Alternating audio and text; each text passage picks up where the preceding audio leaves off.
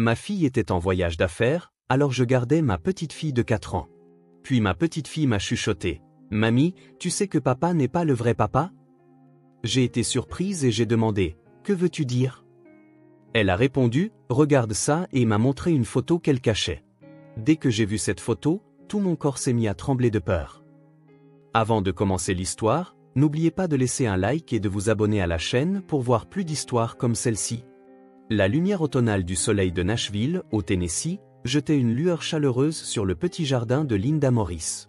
Après avoir travaillé comme banquière pendant 35 ans, elle avait finalement pris sa retraite l'année précédente. La méticulosité qu'elle avait cultivée tout au long de sa longue carrière était encore profondément ancrée dans sa vie quotidienne. Elle se levait à 6 heures chaque matin et lisait le journal local en sirotant un café soigneusement préparé, ce qui était devenu sa routine. Pour Linda, la plus grande joie de la retraite était le temps qu'elle passait avec sa fille Jennifer et sa petite-fille Sophia. Jennifer s'épanouissait en tant que directrice de clientèle dans une agence de marketing locale réputée. Après avoir acquis de l'expérience dans plusieurs petites entreprises à la suite de l'obtention de son diplôme universitaire, elle avait intégré son entreprise actuelle il y a 5 ans, où sa vivacité d'esprit naturel et sa persévérance lui avaient valu la confiance de ses clients et lui avaient permis de se bâtir une carrière réussie. Le mari de Jennifer, Mike, travaillait comme chef de chantier pour une grande entreprise de construction. Sa haute taille, son teint hâlé et son apparence saine lui donnaient l'allure robuste typique des hommes du bâtiment, et son sourire sincère faisait souvent bonne impression sur les personnes qu'il rencontrait pour la première fois. Linda se souvenait clairement du jour où Jennifer avait amené Mike à la maison, 3 ans auparavant. Il s'était incliné poliment et avait dit avec une expression sérieuse « Je prendrai bien soin de votre précieuse fille ». Même après cela, il avait toujours fait preuve de respect envers Linda, n'oubliant jamais de lui préparer des cadeaux attentionnés pour la fête des mères et son anniversaire. La maison de banlieue où vivait le couple était située dans un quartier résidentiel calme, à environ 20 minutes en voiture du centre-ville de Nashville. La maison à 2 étages, aux murs extérieurs blancs et au toit bleu, était entourée de pelouses bien entretenues et de fleurs colorées, présentant l'incarnation même du rêve américain. La porte d'entrée était ornée de couronnes de saison et, à Halloween, des décorations de citrouilles faites à la main accueillaient les visiteurs. Ils étaient connus dans le voisinage comme le jeune couple idéal. Mike aidait volontairement à tondre les pelouses et à déneiger le week-end, tandis que Jennifer était adorée en tant que figure centrale du groupe de mères du quartier. Mais par-dessus tout, ce qui réchauffait le plus le cœur de Linda, c'était sa petite fille de 4 ans, Sophia. Avec ses boucles blondes et ses grands yeux bleus, Sophia avait un charme angélique qui captivait les adultes autour d'elle. À la crèche, les éducatrices la décrivaient comme une enfant très vive et attentionnée, et elle était populaire auprès de ses amis.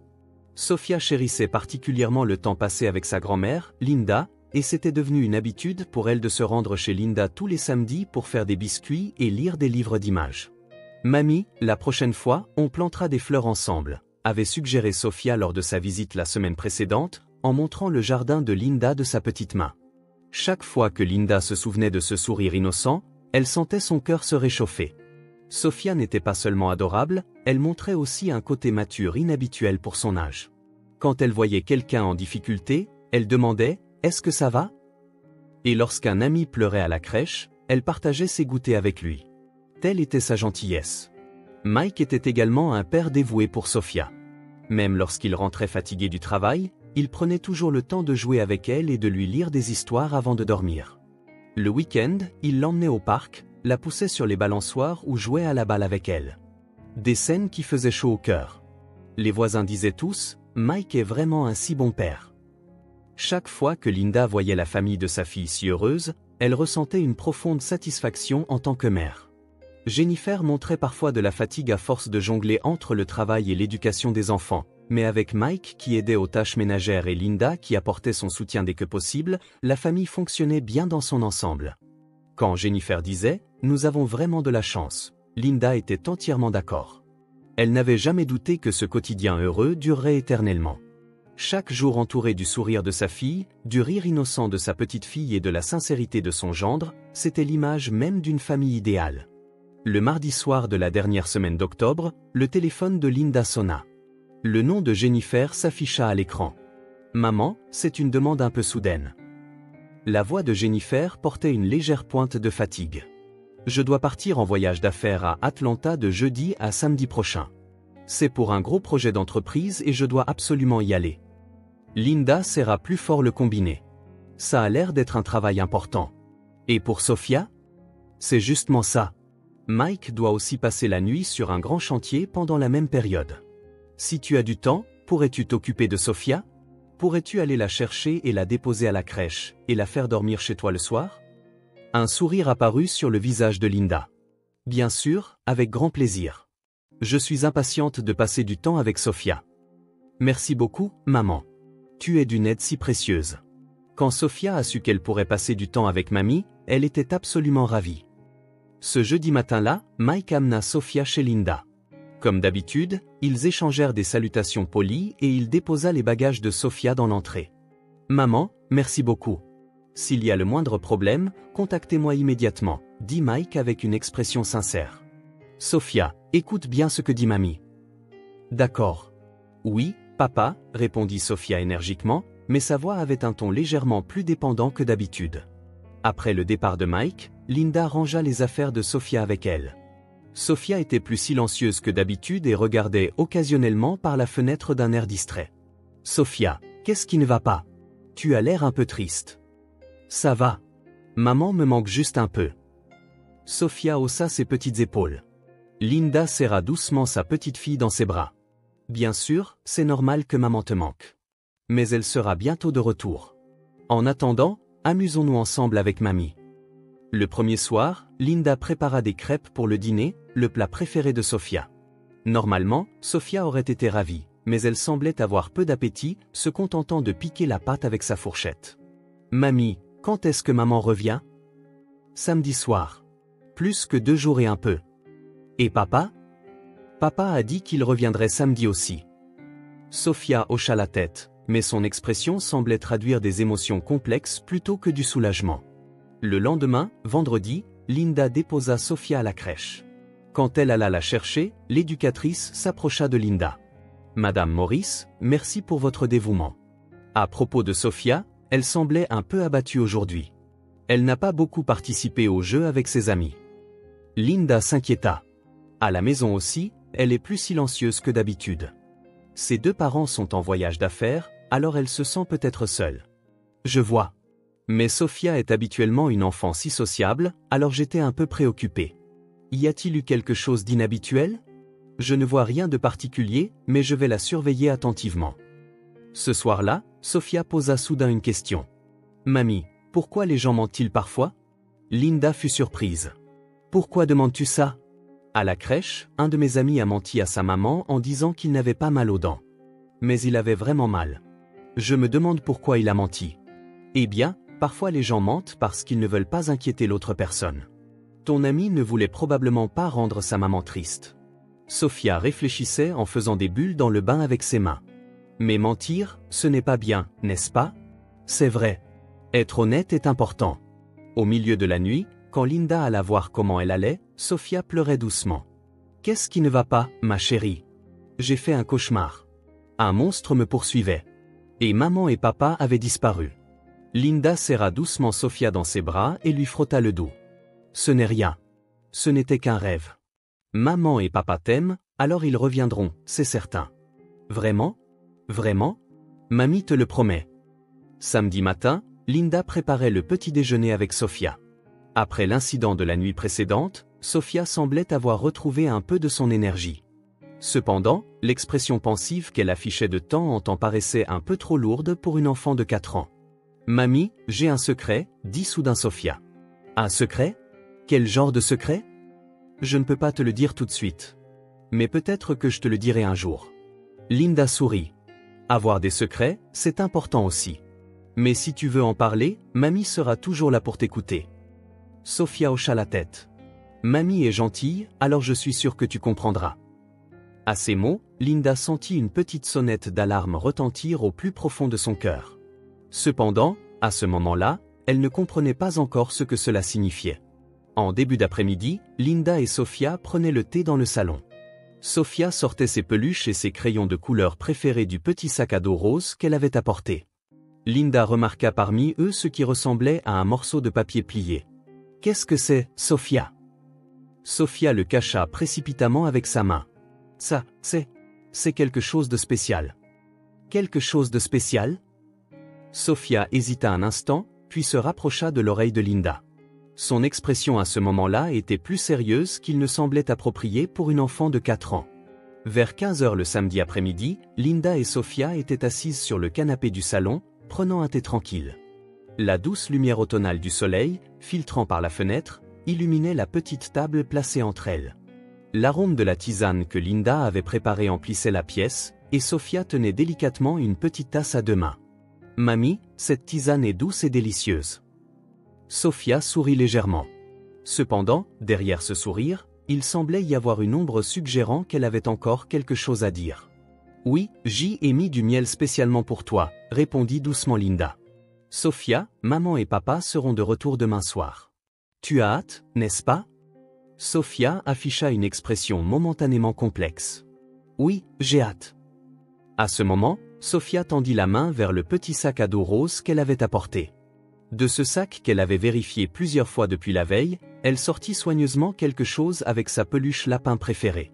Cela semblait être un petit morceau de papier plié. Linda posa sa tasse et regarda sa petite fille. « Sofia, qu'est-ce que c'est? Tu ne voulais pas me le montrer hier non plus. » Sofia serra le papier plié à 2 mains et le posa sur ses genoux. Sur ce petit visage apparut un sérieux trop lourd pour une enfant de 4 ans. Après un long silence, Sofia se tourna lentement vers Linda. « Mamie. » La voix de Sofia était faible mais claire. « Je dois te dire quelque chose d'important. » Linda sentit son cœur commencer à battre un peu plus vite. « Qu'est-ce que c'est, ma chérie ?» Sofia se tortilla légèrement sur le canapé et approcha son visage de l'oreille de Linda. À cet instant, Linda vit dans les yeux bleus de sa petite fille une profonde tristesse qu'elle n'avait jamais vue auparavant. « Mamie, » dit Sofia d'une voix semblable à un murmure. « Est-ce que tu sais que papa n'est pas mon vrai papa ?» Les mains de Linda se mirent à trembler. La main qui tenait la tasse de thé devint instable, et elle la posa précipitamment sur la table. « Sofia, qu'est-ce que tu veux dire? Papa est ton papa. De quoi parles-tu » Sofia secoua la tête. « Non, mamie. Un vrai papa ne ferait pas pleurer maman. Un vrai papa ne frapperait pas maman. » Le sang se retira du visage de Linda. « Frapper. Sofia. Qu'est-ce que tu racontes? Regarde ça. » Sofia tendit le papier plié de ses genoux à Linda avec ses petites mains tremblantes. « C'était un secret, mais je pense que je peux le montrer à mamie. » Linda eut le souffle coupé. Ce que Sofia lui tendait était une photo prise avec un smartphone et imprimée. D'après la qualité du papier, elle semblait avoir été imprimée récemment. Les mains également tremblantes, Linda prit la photo. Au moment où elle déplia la photo, le monde de Linda s'arrêta. Ce qui était montré était le visage de Jennifer. Cependant, ce n'était pas la belle fille souriante que Linda connaissait, mais sa fille avec un hématome bleu sur la joue gauche et un gonflement autour des yeux. Jennifer pleurait. Des larmes coulaient sur ses joues, et un désespoir et une peur profonds étaient gravés sur son expression. En regardant la date sur la photo, elle datait d'1 semaine. Cela signifiait qu'elle avait été prise juste avant que Jennifer ne parte pour son voyage d'affaires. Les mains de Linda se mirent à trembler violemment. La chair de poule parcourut tout son corps et son cœur battait à tout rompre dans sa poitrine. « Mais qu'est-ce que c'est que ça? » « Je l'ai prise quand papa a frappé maman, » expliqua Sofia d'une petite voix. « Parce que maman pleurait, j'ai secrètement pris une photo avec le smartphone de maman. Et je l'ai imprimée en secret avec l'imprimante de l'éducatrice de la crèche. » Linda fixa la photo, incapable de parler. Le visage tuméfié de sa fille, l'expression déformée par la peur, et surtout la tristesse désespérée qui habitait ses yeux. C'était le moment où elle comprit que toutes les scènes de famille heureuse dont elle avait été témoin n'étaient que des mensonges. « Sofia, ça, depuis quand ?» La voix de Linda était rauque. « Toujours », répondit Sofia d'un ton neutre. Cependant, sa petite voix portait une nuance de résignation. « Papa frappe maman après que je suis allé dormir. Mais je le sais parce que maman pleure tout le temps. » Linda fixa Sofia tout en tenant toujours la photo. Penser à tout le fardeau que cette petite fille de 4 ans avait porté seule lui donna l'impression que son cœur allait éclater. « J'ai demandé une fois à maman, est-ce que papa t'a frappé ?» continua Sofia. « Mais maman a dit, je suis juste tombée. Mais je l'ai vu. Papa a poussé maman et elle a heurté le mur. » Les larmes débordèrent des yeux de Linda. « Pourquoi? Pourquoi n'as-tu rien dit à personne jusqu'à maintenant? » « Parce que maman a dit, c'est un secret de famille. » Tu ne dois pas le dire aux autres. Des larmes montaient aussi aux yeux de Sofia. Mais mamie, c'est la famille aussi, non? Alors, j'ai pensé que je pouvais te le dire. Linda se leva du canapé et serra Sofia fort dans ses bras. Elle sentit le petit corps trembler dans ses bras. En même temps, elle-même tremblait de tout son être de peur et de colère. Sofia, merci de me l'avoir dit. Tu es une fille très courageuse, dit Linda à travers ses larmes. Mais ce n'est plus un secret. Mamie va protéger maman. Vraiment? Maman n'aura plus besoin de pleurer? Absolument. Je te le promets. Linda regarda de nouveau la photo. Le visage blessé de sa fille suscita en son cœur une colère et une détermination. Le comportement de gentleman de Mike, sa réputation dans le quartier, son image de mari idéal. Tout cela n'avait été qu'un masque élaboré. Sofia, y a-t-il d'autres photos comme celle-ci? Non, juste celle-là. Mais il y en a peut-être d'autres sur le smartphone de maman. Linda prit sa décision. À partir de cet instant, elle devait se battre non pas en tant que grand-mère, mais en tant que femme pour protéger sa fille et sa petite-fille. La violence qui durait depuis des années et le lourd secret qu'une enfant de 4 ans avait été forcée de porter. Il était temps de mettre fin à tout cela. Sofia, mamie va passer des appels importants maintenant. Reste ici en sécurité, d'accord? Il n'y avait plus aucune hésitation dans la voix de Linda. Linda prit le téléphone avec des mains tremblantes. Sa première pensée fut d'appeler la police, mais elle sentit qu'elle devait d'abord comprendre la situation plus en détail. Elle souleva Sofia sur ses genoux et lui caressa doucement la joue. « Sofia, peux-tu en dire un peu plus à mamie? Te souviens-tu quand cela a commencé ?» Sofia répondit en essuyant ses larmes avec son petit doigt. « Depuis que j'ai 3 ans. Au début, papa et maman parlaient juste fort. Mais petit à petit, papa a commencé à pousser et à frapper maman. » Le cœur de Linda se serra. Cela durait depuis plus d'1 an. Est-ce que papa t'a déjà fait quelque chose? Il est gentil avec moi, mais quand maman pleure, papa me dit « Maman est fatiguée, alors laissons-la tranquille. » Et il dit « C'est juste le secret de notre famille, alors ne le dis pas aux autres. » Linda prit une profonde inspiration. Mike avait été calculateur, cachant la violence tout en maintenant sa façade publique. « Sofia, merci de me l'avoir dit. Tu n'as rien fait de mal. Mamie va absolument te protéger, toi et maman. » Linda installa Sofia sur le canapé et appela d'abord le poste de police local. Lorsqu'une policière répondit, Linda expliqua calmement la situation. « Je souhaite obtenir des conseils concernant un cas de violence domestique. J'ai le témoignage de ma petite fille et une preuve photographique. » Compris. Nous allons dépêcher un spécialiste immédiatement. Où se trouve la victime actuellement? Ma fille est en voyage d'affaires et ma petite fille est chez moi.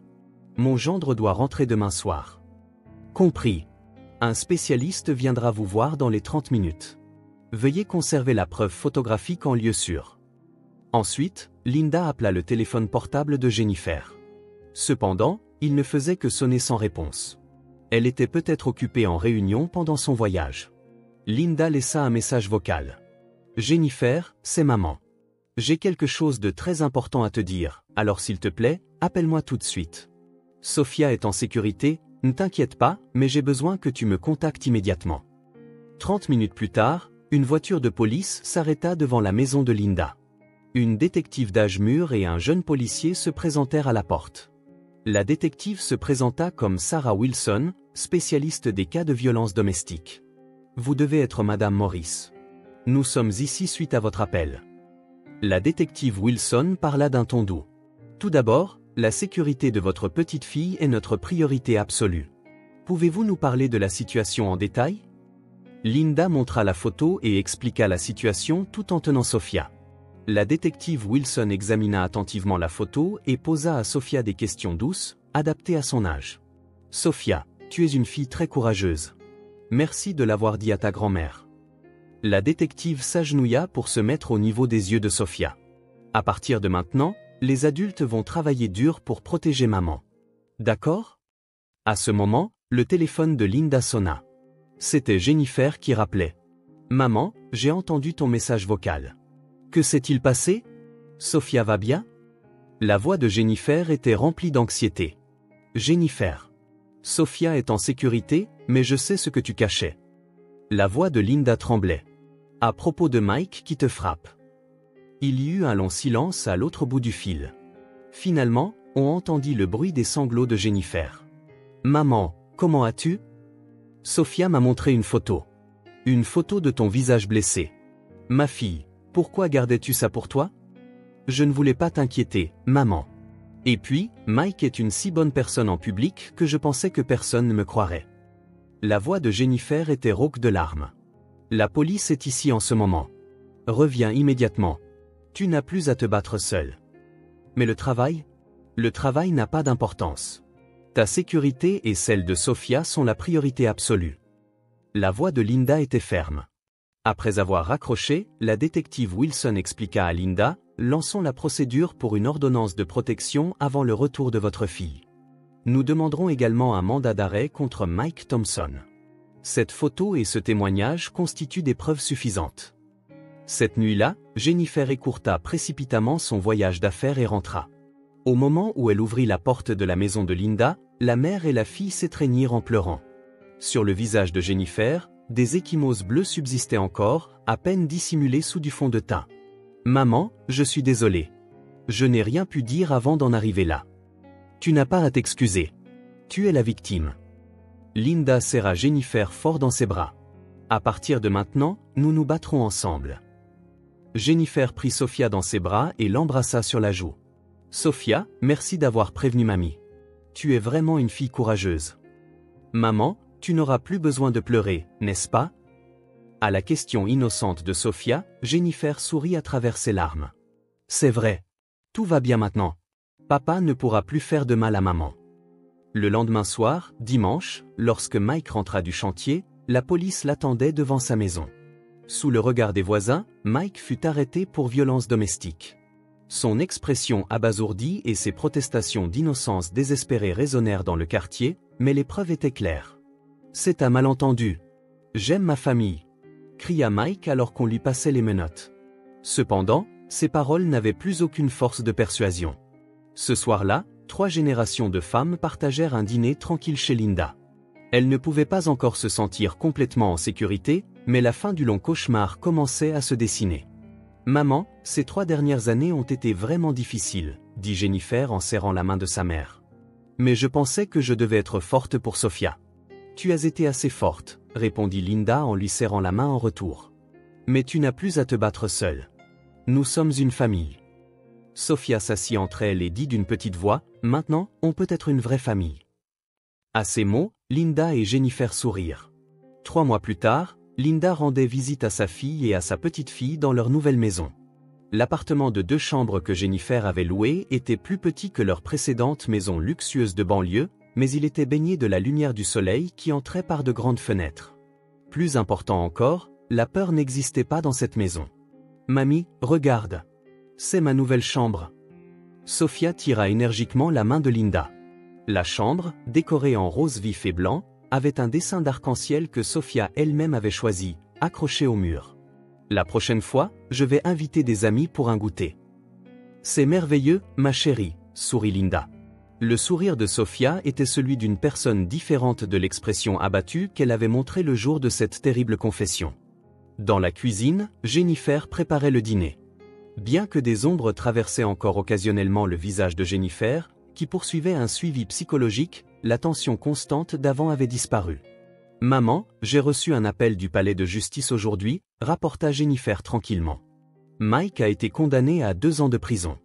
De plus, une ordonnance restrictive de 10 ans a été finalisée. Linda poussa un soupir de soulagement. « C'est rassurant.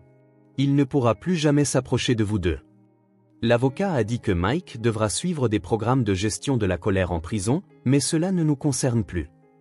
Sophia accourut et s'accrocha au bras de sa mère. « Maman, papa ne reviendra jamais, n'est-ce pas? »« C'est vrai, ma chérie. Nous sommes en sécurité maintenant. » Jennifer caressa doucement les cheveux de sa fille. « Mamie et moi te protégeons. » Pendant le dîner, les 3 femmes discutèrent de leurs projets d'avenir. Jennifer, avec le soutien d'un superviseur compréhensif au travail, pouvait désormais travailler de manière plus flexible qu'auparavant. Dans la nouvelle crèche de Sophia, des éducatrices expérimentées veillaient sur elle avec une attention qui incluait un soutien émotionnel. « À partir du mois prochain, nous allons commencer une nouvelle thérapie familiale, » dit Jennifer d'une voix enjouée, des séances auxquelles nous assisterons toutes les trois. Un spécialiste nous aidera à construire des relations familiales saines. C'est merveilleux, applaudit Linda. Nous allons devenir une vraie famille, dans le vrai sens du terme. Ce soir-là, après avoir couché Sophia, Linda et Jennifer regardaient le ciel étoilé depuis le balcon. La brise nocturne du printemps caressait agréablement leurs joues. « Maman, si Sophia ne m'avait pas montré cette photo, que nous serait-il arrivé ?» murmura doucement Jennifer. « Je ne veux pas y penser, » dit Linda en posant la main sur l'épaule de sa fille. « Mais Sophia a été courageuse et tu as finalement fait le bon choix. C'est ce qui compte le plus. J'ai tellement appris ces 3 derniers mois. Que la violence n'est jamais de l'amour. Que demander de l'aide n'est pas une honte, et surtout qu'une vraie famille est celle où les gens se respectent mutuellement. » Linda regarda sa fille.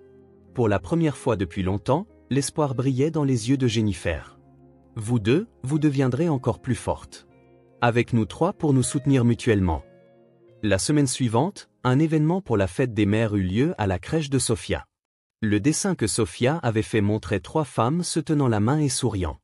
Le titre, « Ma famille », était écrit en lettres enfantines. « Maîtresse, c'est ma vraie famille », expliqua fièrement Sophia. « Mamie, maman et moi. On sourit toutes, n'est-ce pas ?» En regardant ce dessin, Linda sentit les larmes lui monter aux yeux. Cette petite fille lui avait appris qu'une vraie famille n'est pas liée par les liens du sang ou les formes familiales traditionnelles, mais par des relations unies par l'amour et la confiance.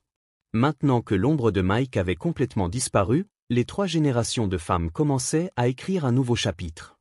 Il y aurait peut-être des difficultés, mais c'était un avenir rempli d'espoir, libéré de la peur. Dans la nouvelle maison où résonnait le rire de Sophia, la véritable paix était enfin arrivée.